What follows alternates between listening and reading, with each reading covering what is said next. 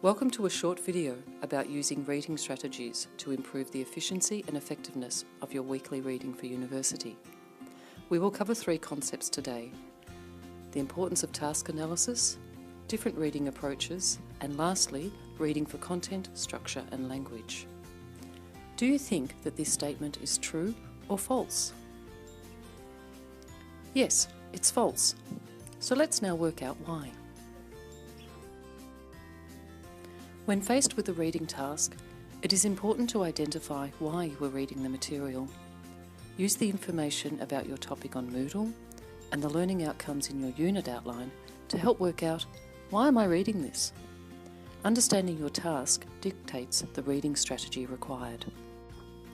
We are going to look at 3 reading approaches that you can use as part of your university reading habits. Sometimes your purpose in reading may be just for background understanding of a concept, for an assignment or a pre-lecture reading.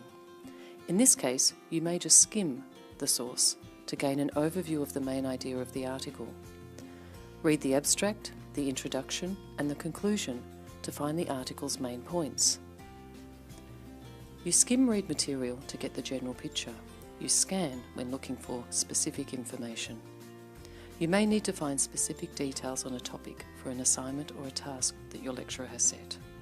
There is little point in skimming a whole book for this purpose. You should scan the text for words related to your topic. Run your eyes down the page looking for these expressions in chapter headings, subheadings, or in the text itself. Sometimes you might need a very detailed understanding of a concept.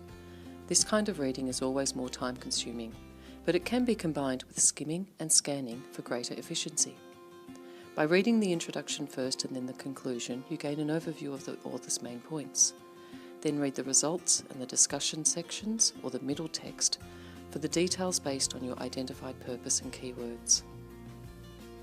If the text you are reading is a photocopy, on a screen or your own hard copy, highlight and transfer the concepts to your notebook and add your own comments or questions. Paraphrase the information for your assignments rather than just copying and pasting. What do you think about this statement? Do you think that reading each book, article or website once is enough? Yes, reading each book or article or website once is enough, sometimes. Let's look at why. When trying to understand a concept, sometimes it is easier to skim a number of documents to gain an overview of the main ideas being discussed. You may find that one of the readings is not as relevant to your topic as you first thought. In this case, you do only need to read it once. However, once you find a source that is relevant to your purpose and topic, then you may need to reread it a couple of times by scanning for keywords and then a detailed close reading of the main concept. What do you think? Do you need to read journal articles, textbooks and websites the same way? Well, both answers are right. Why?